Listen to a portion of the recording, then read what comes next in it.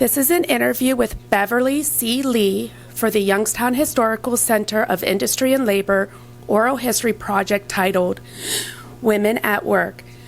The interview is being conducted at her home in Youngstown, Ohio on April 23rd, 2023, and my name is Susan Lowry.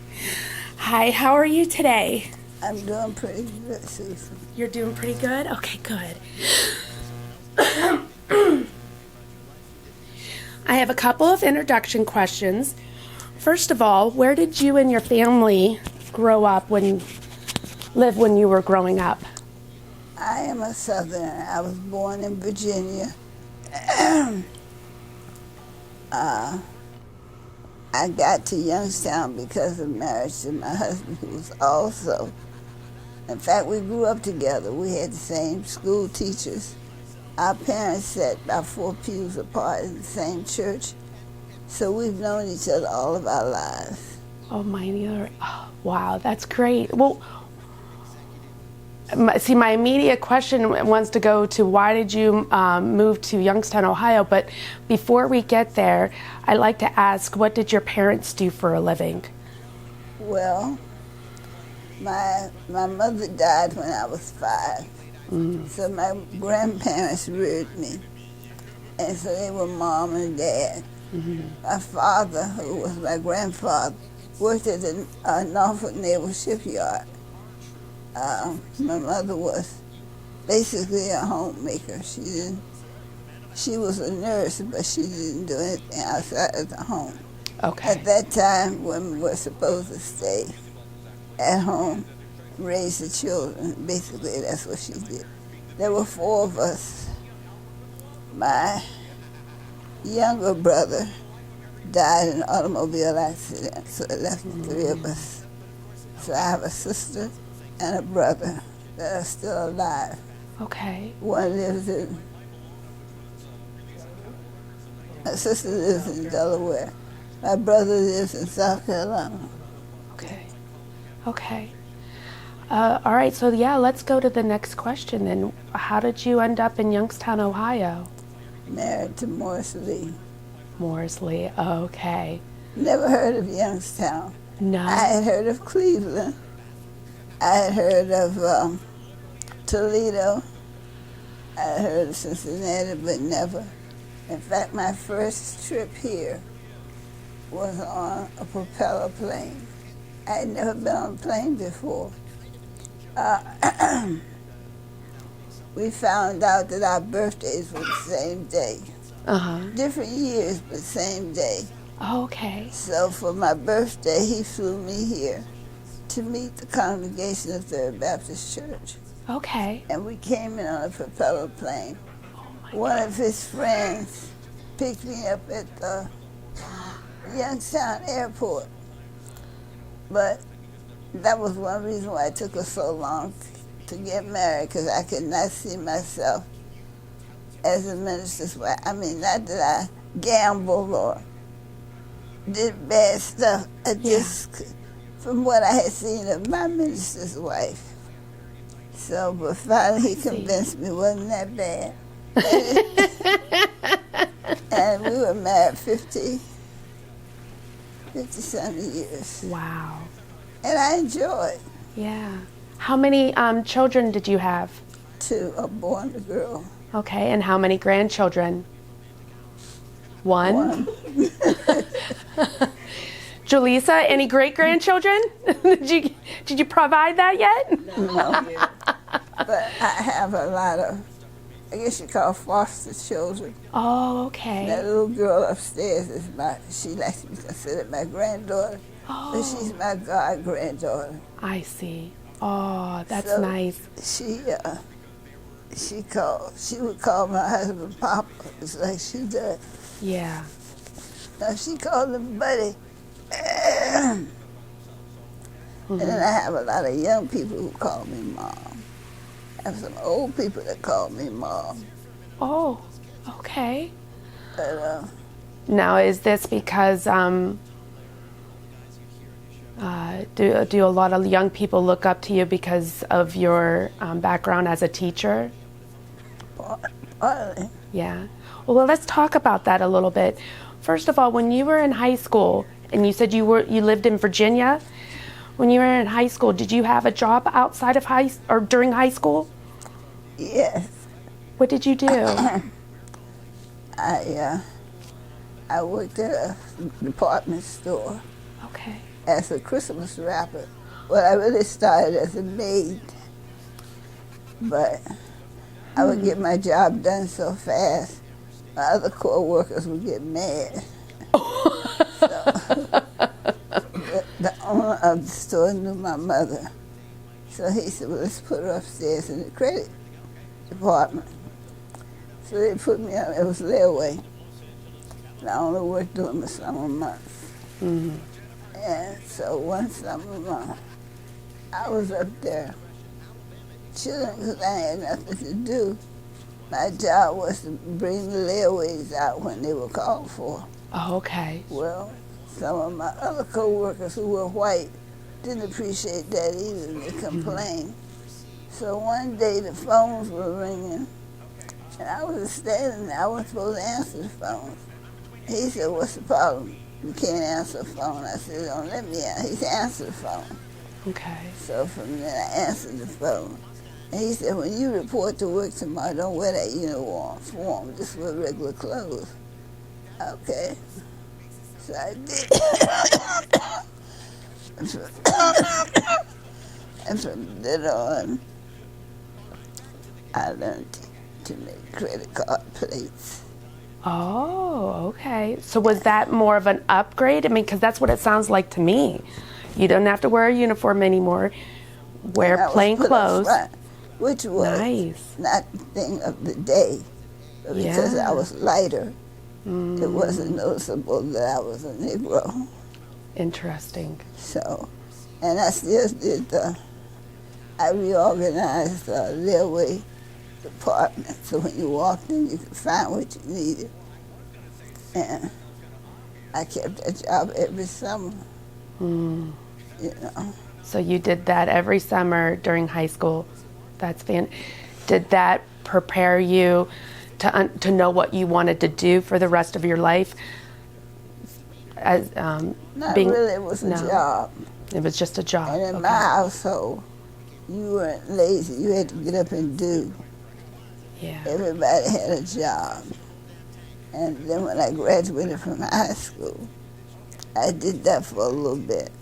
And then for the rest of the time, I became a nanny. Oh, okay. And that was interesting. Why was that interesting? Well, first of all, the family that I worked for, the mother was a Southern belle. And if you know anything about the Southern culture, you know what that meant. Okay. I was replacing a girl who was having a baby, and they needed somebody to watch the kids until she was able to come back. And then her husband was a Northerner, so there was a conflict there. Interesting, okay. But I had 3 kids, 7, 5, and 2, and a big sheepdog. And they lived on the 19th hole of the golf course. So that gives you an impression of how much money they had. Yeah. So I was in this isolated area. But my mother made 2 rules. I had to, excuse me. That's okay. I had to be off on Sundays to go to church. That's a good rule. Yeah, they lived in Virginia Beach. Now where I live is a triangle. I lived in Portsmouth. Norfolk was right here, and Virginia Beach was right there. So it was called a peninsula. So on Sunday mornings, I feed my 3 little kids. And then I would go to the corner, catch the Greyhound bus into town, catch the tunnel bus into town. And when the tunnel bus let me off, it was just a matter of walking 2 blocks to church. When church was over, I'd go home and stay, but then the next morning I had to be back on the job. And I lived on the 3rd floor of this this house had like 16 rooms. And I was a sole kid. I didn't have any other help, just me. Wow. How old were you about that time? 19, 18. Wow. So, Yeah. but I never had any trouble with sexual abuse. I knew who I was. Mm-hmm. I knew what I wanted out of life. And there were times when someone of the opposite race tried to say something, but it didn't bother me. No. I've been called a nigger a couple of times. But in my town, if you were my complexion, you were called high yellow. Oh. And that was worse than being called a nigger. But it didn't bother me, It wasn't. Really? This is brand new information for me. That's really interesting. It just never bothered me. Very few things bothered me, because my husband used to say to me, I ain't never seen a woman go through a crisis. If something bothered me, I went to sleep. Yeah.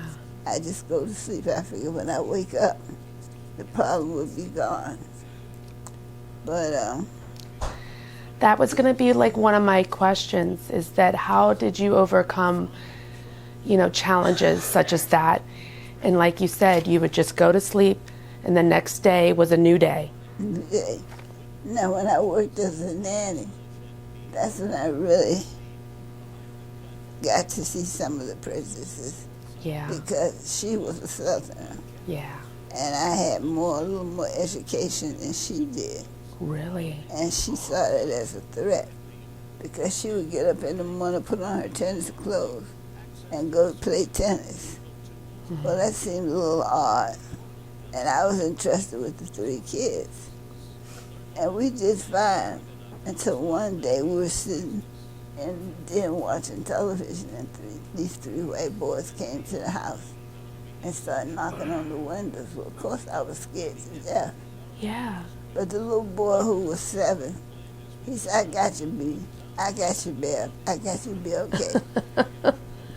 Well, I mentioned it to her husband. And he said, oh, no, we can't have that. So he had a nephew that lived in Connecticut that was coming here to go to Old Dominion. Uh-huh. So he told him, you come here, stay at the house in an apartment over the garage. And when we're not here, I want you to be on the premises, because I don't want anything to happen to Beverly. So wow. That was... So who did the boys turned out to be? Did you ever find out? That is really weird. And of course, we had Lassie, the big dog. Mm-hmm. He chased them away. Mm-hmm. Oh, my land. But I never felt threatened. Wow. Yeah. Well, so you said, though, at the beginning that you've always known your husband and who he was. So he went off to do his education and became a minister, but he was in love with you, and he convinced you to come to Youngstown, convinced you to marry him. That's very cute. I love that. He went to Virginia. He went to Virginia Union University. And I went to Virginia State. Oh, okay. The schools were in different cities, but not far apart. Okay. They were like,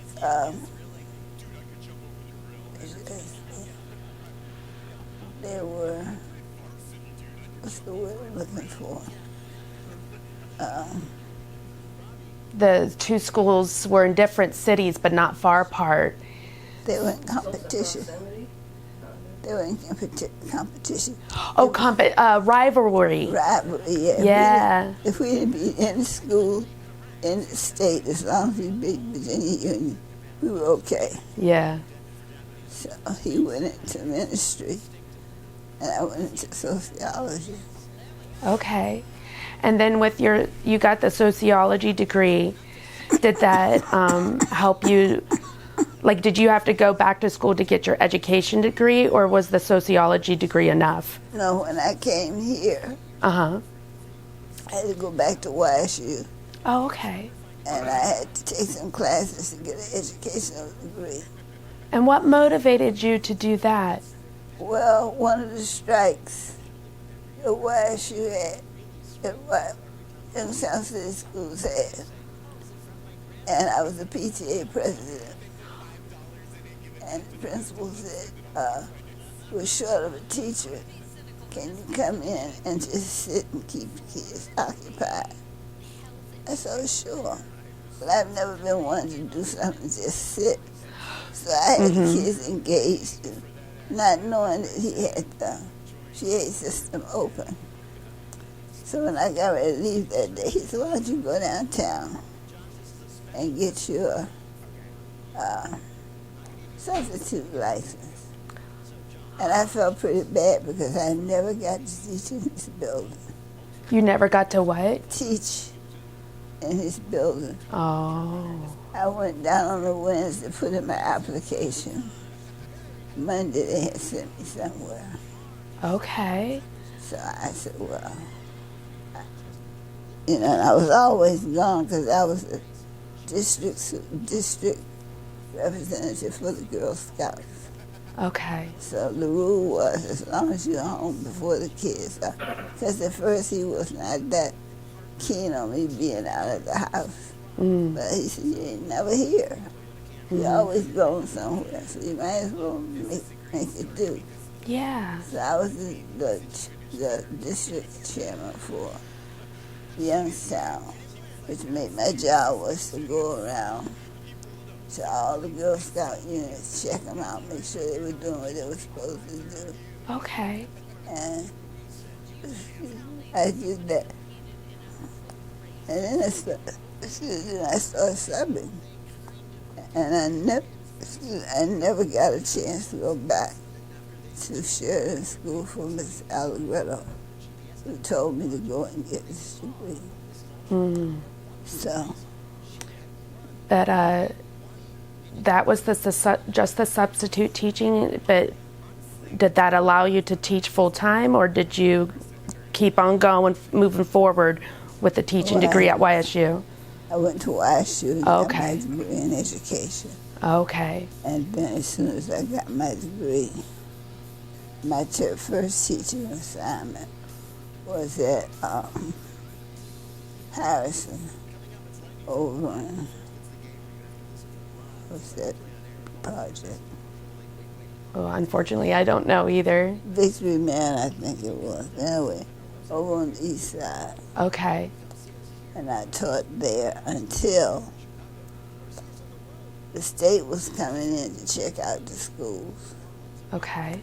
And some of the Youngstown City schools were not racially proportioned. So I was called into the principal's office. He said, you have to go downtown. They're sending you to another school for racial balance.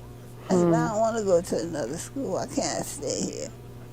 So they sent me to Jackson Elementary here on Brownlee Woods. And I stayed there until the school closed. Oh, okay. And then when the school closed, I went to Youngstown Upper. Okay. Then I went to Sheridan.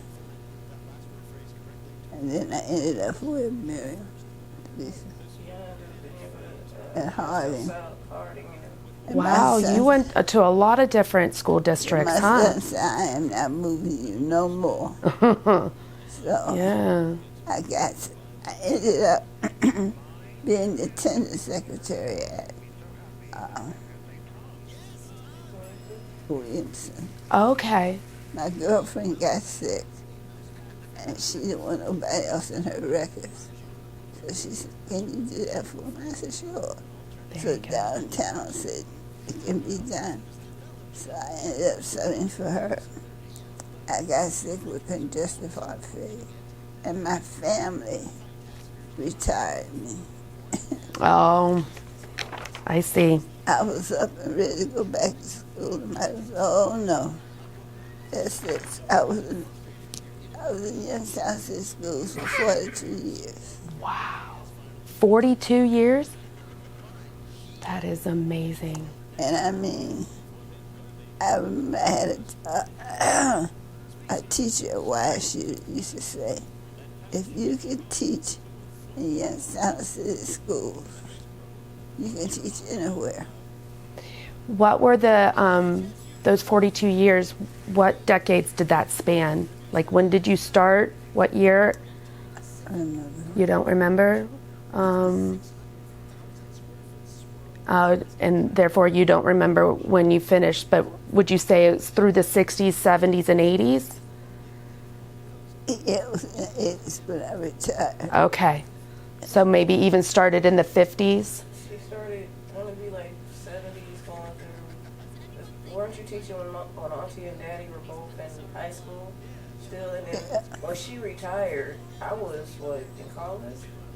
Wow. So she's been teaching. She did retire with 32 years. And then she went back and, like she said, she did the administrative stuff. I Because when see. she was administrating, me and my aunt were tutors. Oh, my lands. So we Okay. were all in the same school building. We were all in Williamson together. Okay. I see. All right. That does put it in perspective then. Yeah. I was even in the Jackson Elementary. I went for second grade. Oh, yeah. Keeping it all close knit there with the family, huh? That's good. Keep a good eye on yous. How about, let's discuss, while you were a teacher, some of the conditions or the environment as a school teacher. Did you run into issues being an African American or a woman or anything like that? And if so, how did you overcome those challenges? Well, like I said, I didn't let a lot bother me. There was some animosity when I would go into certain schools. The kids responded to me. So most of the time I got the worst of the worst in my classroom, which was fine, because I would always tell them, first day of school, I would tell them, I said, look, I'm not here to hurt you. We're all here as a family. I said, from 8:30 in the morning until 3:30 in the afternoon, I'm your mama.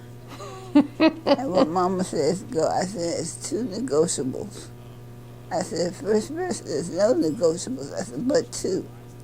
I said, first of all, you don't yell at me. And I won't yell at you, which was not always the truth, because I would yell. Yeah. And don't lie to me. Now, if you lie, you're on your own. But as long as you're telling me the truth, I'll fight for you. And I had one little boy who had Tourette's, which means he was, be talking, and all of a sudden he hears a curse word. Yeah. So I came home and I looked it up. What I didn't know, I looked up. I went to the library and looked it up. So one day he was absent. And we had a family circle. And I told the kids, I said, now Joe has a problem. He has an illness. It's called Tourette's syndrome. Now when he's talking, he starts cussing, he can't help it. I said, but don't make a thing of it, like ignore it like you don't hear him. Yeah. And went along fine. But then one day I got sick and I had to be out. And whenever I knew I was going to be out, my lesson plans, all you had to do was follow them. You didn't have to add nothing. Everything was there. Yeah. And I had told whoever was going to be the sub, if John started cursing, take him across the hall to my co-teacher. Okay. Well, I guess she didn't want to do that, so she sent him to the office. And of course, of all the days, the principal was out also. Oh, no. So when I came back, he was home. I said, what happened to John? That's the teacher that we had. We tried to tell her, and she wouldn't listen. And so the principal sent Johnny home. Oh. So I went there. Because even though I taught, I did administrative duties also. Because I said, well, shoot, I'm back here in college, I might as well get the administrative degree. But I never went into administration because I knew if I had, my staff would not have liked me because my thing was for the kids. And I learned that if you show them some respect, then they'll show you respect. I have kids now that see me in the street, Miss Lee, and they come running up to me, you know. And when I'm working at the funeral home, they said, "You work at a funeral home?" I said, "Yeah." "How you do it?" I said, "It's like any other job, but they're dead people." I said, "Yeah, but they're, you know, you get used to it." But the teacher would say to me, when I retired, the kids called me Dragon Lady. I was like, I said, like I told you before, when Doris and I showed up together, the kids would go, "Oh my God." Because I didn't take any prisoners. If I said something, you do it. Don't ask me why, just do it. Yeah. And we got along fine. And if I sent you to the principal, don't send him back. Because I've done everything I could to keep it where you're supposed to be. I had kids who had to keep it out on their parents so they wouldn't go out and get drunk or get on drugs. So, I mean, I was compassionate with the kids, and they knew that. And sometimes I would get very angry because the white teachers would treat my kids badly. You know, in fact, one day I got in an argument with one of my co-teachers. She said he's lazy. I said, "How you know he's lazy?" She said, "All he does is come in and go to sleep." I said, "That boy is 9 years old. He has to watch over a 1-year-old, a 3-year-old, and a 4-year-old, plus his mother. And when you want to make sure she doesn't go out of the house, they all sit up to make sure she doesn't leave. So quite naturally, he's tired. And then he has to get all those kids ready for school, plus himself. You know." Wow. She said, "Well, he's still lazy." I said, "He is an A student. I said, don't judge my kids by the way they dress." And that was I think that's one reason why I stayed in education, to protect my kids. That's And I said awesome. my kids, I mean the black kids. Yeah. And that's one thing Doris and I shared. I was just thinking of her. What you said there, I'm like, that is exactly what Mrs. Perry would say. That's one reason why we stayed and passed our time, to make sure our kids didn't get the wrong end of the deal. You know, That's right. That was important, and that's awesome. it's still important to me. So Yeah. when I got well, and when I took the attendance job, that was the same thing. You know, to protect my kids. Not that I didn't care about your kids, but my kids were most important to me. Yeah. So,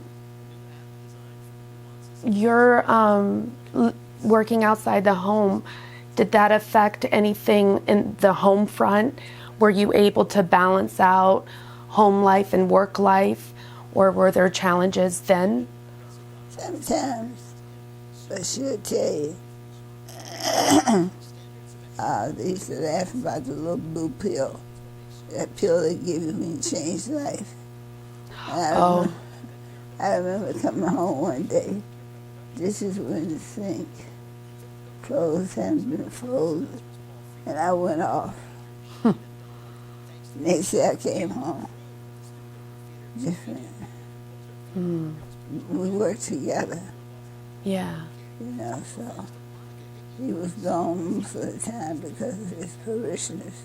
And so the kids and I worked together. I see. So, Yeah.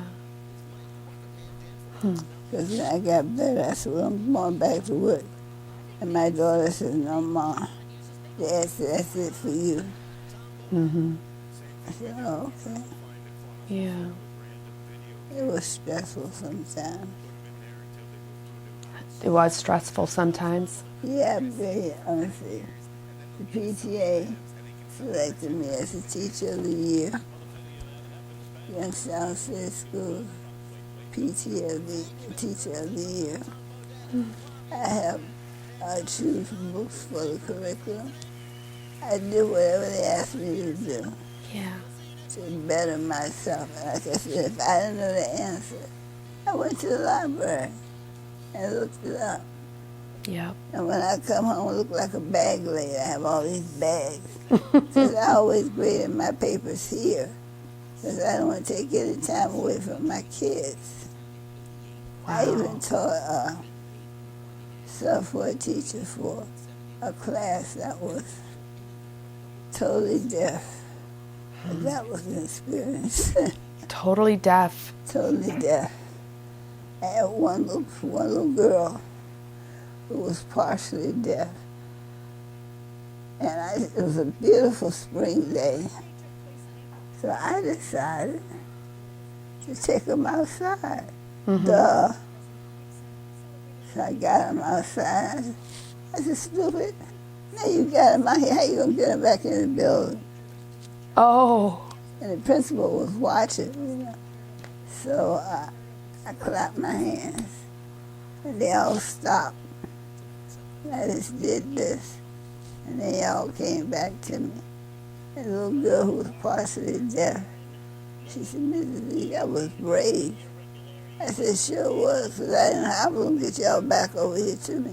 And I took one in the building, the principal came, he said, Mrs. Lee, would you consider finishing out the week? I said, Mr. Barrows, I don't know nothing about children. I don't know no sign language. He said, that doesn't seem to matter. He said, you have teachers around you who will help you. And the little girl's name was Sarah. He said, Sarah will help you.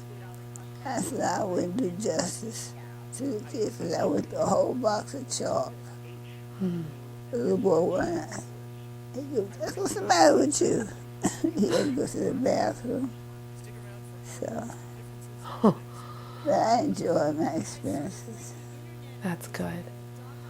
Was there anything that you disliked the least about being a school teacher? Not having the supplies that I needed. Yes. I spent a lot of my money buying supplies that the kids needed. Now, was that something that the school could provide but didn't? They didn't have the money. I see. Okay. Yeah, that is frustrating. So I would buy pencils and erasers and paper Yeah. and give it to the kids the first day of the year. You know? And I demanded perfection. I demanded respect. Don't send me no crumble up piece of paper for no assignment. I don't care if it was one word. I wanted my one word on a clean sheet of paper.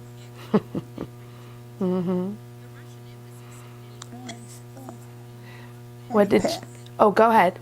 One parent came up to me. She was mad because her son had gotten a B. He had been getting A's. And she said, well, I said, no, first of all, his handwriting I can't understand. And he doesn't take pride in the work that he passes in. But that's not why he should have gotten a B. I said, first of all, he misspelled words because I would take off for spelling. I would take off for things like not your name not being where it should be, for spelling, for neatness. And if I gave a writing assignment, I graded it. You know, and it wasn't like I will not talk back to the teacher with a full paragraph. And so when he went away to college, he wrote a paper about me and got an A. Is that right? Yeah. I think he's a doctor now. Wow. Isn't that something? And I didn't back off from parents. That's good. The boy went home and told his dad that I had thrown an eraser at him.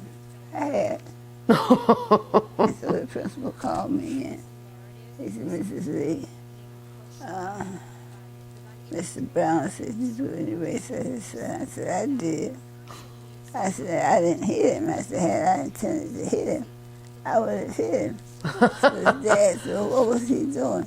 I said, he was talking while I was trying to do my math lesson. Yeah. And I told him to stop 3 times. He wouldn't stop, so I threw the eraser at him.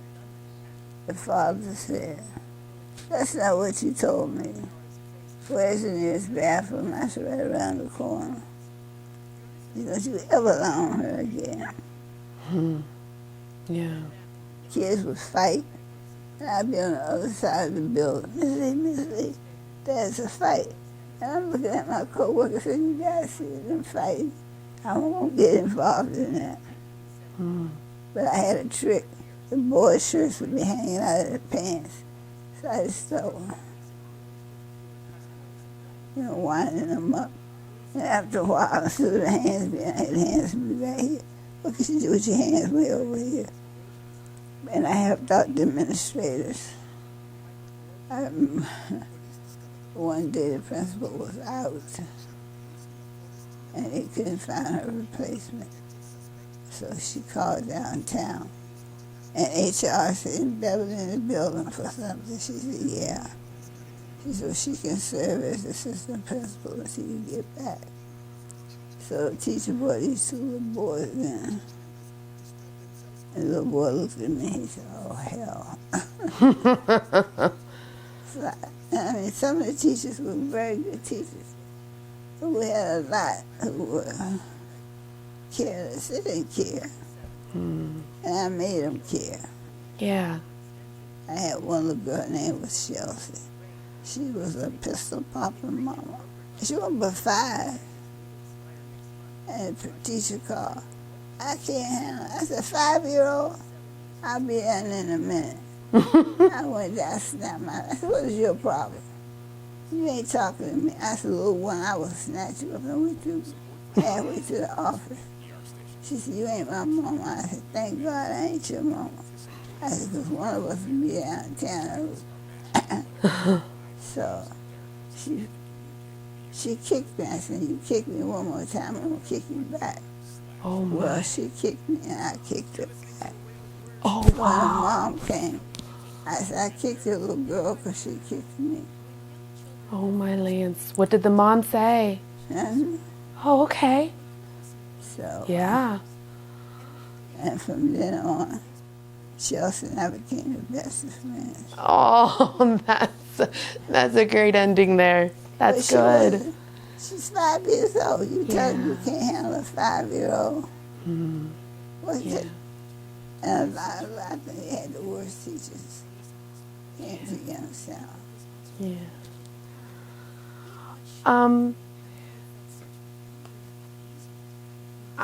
What did you like the most about teaching? It's always the kids. Always the kids. Yeah. And I didn't change whatever way I was in school. Should take, because I had the one upstairs. I had her class one day for subbing. And this little white boy was determined to make me mad. I said, I'm teaching her, you need to be quiet. So Chelsea said, well, my grandma ain't playing, you better be quiet, because you know she's going to throw something. He kept on. So I had a ruler in my hand. I slammed it down on the table. Susan wood went all over the place. The guy got that big. Chelsea, I told y'all to be quiet. After that, Oh, my. no problems. Yeah. But I did get a compliment one time. Yeah? When he sent me to Jackson, I had this arrogant little boy, his name was Frank. And I asked the teachers to come in the house to welcome me. And I told the kids, sit down. Don't make a sound. Be quiet. He gets up. Walks into the trash can, throw the paper in the trash can. That's what I said. He said, you can't talk to me like that. I said, oh, really? I said, let's see how you feel this afternoon after the teaching.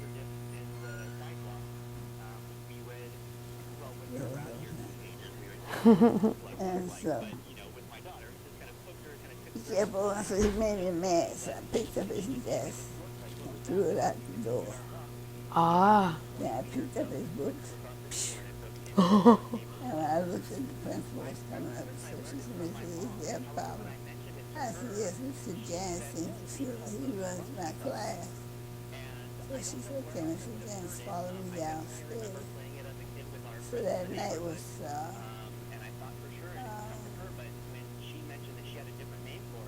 board meeting.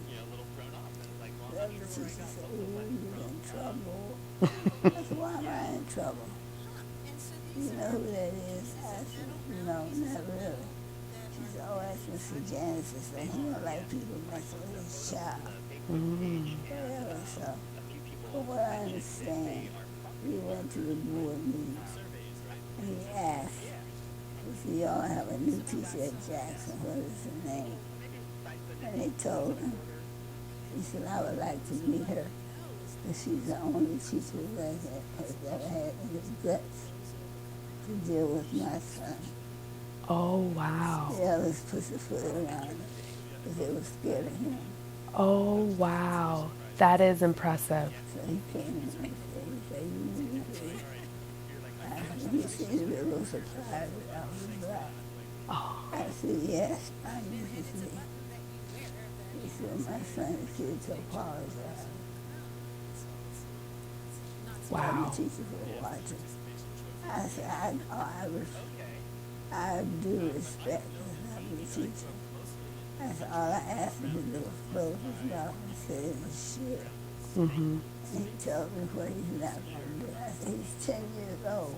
Wow. I think I was in my 30s at the time. Mm-hmm. I said, no, but they're going to watch with me. I said, my kid's going to talk back to me. Mm-hmm. I'm sure not going to let somebody else's child talk back to me. Mm-hmm. He said, I don't know what got into him. I said, well, he had attention for the rest of the week. He said, okay, he'll be here. Wow. So one teacher said, how did you do that? How did you do what? Well, usually he gets mad. I said, listen, I'm not going to let a 10-year-old tell me what to do. Mm-hmm. Even with the little boy with Tourette's, he would try so hard not to curse with her. You could hear feel it coming. I'm sorry, baby. I haven't said anything. But I was about to. So, Yeah. but I don't miss it now because I'd probably be in jail. I hear you.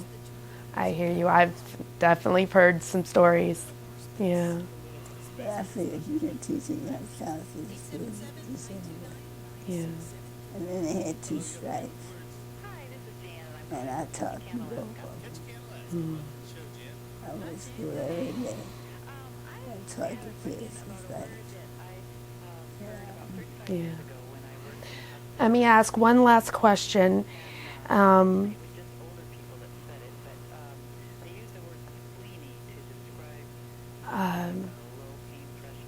If there's, something that we kind of maybe overlooked or something we didn't discuss about your experiences as a working woman, I want to make sure that we touch on that. And if not, maybe even just some advice to the next generation of working women, something that, you want to make sure you voice whatever it is. I want to give you that opportunity now. if you can work outside the home or work in the home, it makes you stronger. First of all, you have to balance it too. My dinners were never late. My kids were taken care of. And my husband was taken care of. It gave me something to do during those days, during those hours in the day. Mm-hmm. Yeah. So, if you can, it can be done. A lot of women now prefer to work outside the home. Mm-hmm. Yeah. Extra income, Yeah. and you learn something. Because I went on workshop, and he would take care of the kids. But my kids, I was good. They wanted to think that was my illness. She's ill on the weekend. But one upstairs because it was ill on the week. Somebody said, why don't you go to the hospital? No, because I don't want to go to the hospital. They have this stuff. And my daughter works in Petersburg. She is on the turnpike. And on her way into work in the morning, she stops by. She fixes my medicine. And when she gets off, she comes back. My son, who's in the South Police officer, he comes back during the day to check on me. So really, I'm blessed. Yeah. Go to training. Yeah. I still fuss at him. That's good. I still fuss. Mrs. Lee, thank you so much for inviting me into your home and sharing this wonderful story about your life. I really appreciate it, and I know everybody else will too. But I didn't want to disappoint you. Oh, no, you would never disappoint me. I kept putting it off. And I kept shooting back dinner when I was supposed to. Everything would have been okay. Yeah, no, we would have gotten it one way or another, right? So, no problem. Okay? Thank you very much.